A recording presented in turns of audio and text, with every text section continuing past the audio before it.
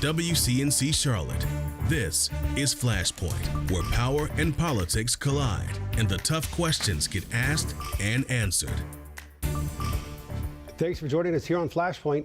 I'm Ben Thompson. This week in North Carolina, Governor Roy Cooper vetoing a bill that would restrict abortion access after 12 weeks.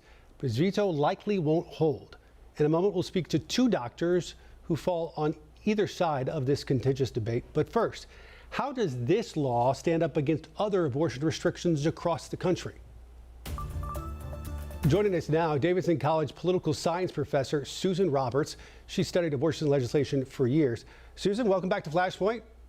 Thank you. Good to be here.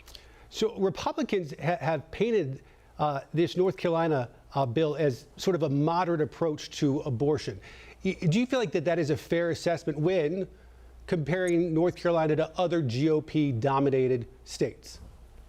Well, I think that it's maybe common sense to the Republicans, but at one point, I think you can look at it and even say illegitimate because there was no Democratic involvement whatsoever. I think that compared to Florida, it's better, but that's very draconian in Florida. And I think that one thing I think that people need to look at is how the Republicans framed the bill as one that is for women, children, and family, and that on its face looks like something that's common sense. And you would say that is that a strategy that has happened in other states across the country, this sort of framing it as a family issue as opposed to say a healthcare issue or a women's rights issue?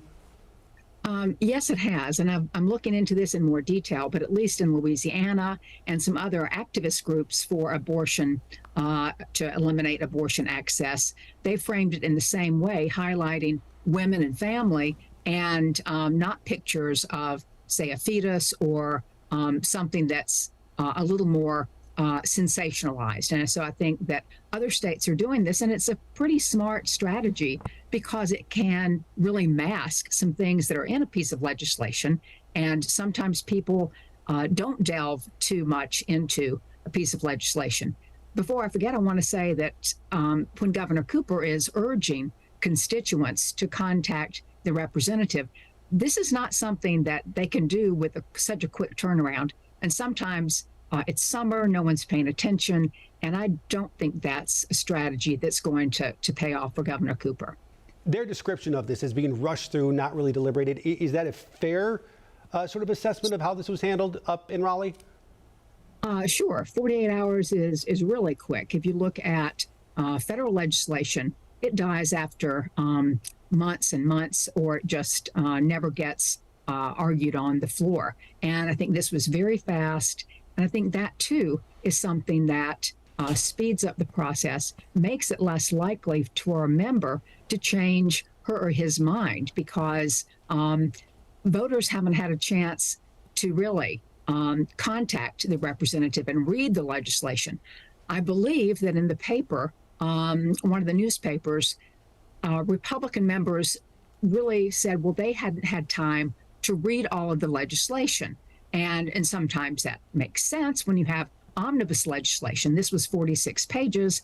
That's long, but it's not that long. You can really look at some of the provisions and say, oh, I know what this is about. Yeah, that always just gets me going. When I hear, no matter what the issue is, when you hear lawmakers voting on things they did not read, whether it's in D.C. or Raleigh, it's like, well, what are you doing? Why are we paying you? I think folks at home can understandably get so frustrated about this. What do you see as the political ramifications? Assuming everything goes through, what do you see as the impacts this having on Republicans and the impacts it having on Democrats going into 2024? Well, I think what happens in 2024 is going to depend a lot on the top of the ticket. And here's why things are not stable. In Kansas, you had last fall, before the election, an overwhelming referendum to support abortion access. And then in April 2023, the legislature came back and passed several pieces of legislation that blocked access to abortion. So what was a quick victory turned into a quick defeat. And that was a victory that really looked at citizen initiative, public opinion. And here we have Public opinion didn't change that much, but one of the things members think about is reelection. This is a very safe time for members to cast a vote that might have an impact on their reelection. And the Republicans are going to have to find a way to deal with access to abortion. There was kind of a hangover when abortion drove people to the polls on the pro-choice side. And right now is a very convenient time to pass this legislation if you only look at reelection. All right, Susan Roberts. Professor Davidson. Susan, thanks for coming on Flashpoint as always. Thank you. Still to come, a Duke University doctor says this bill is all based on politics and not good medicine. Ahead, why she's pushing lawmakers in Raleigh to rethink their plan.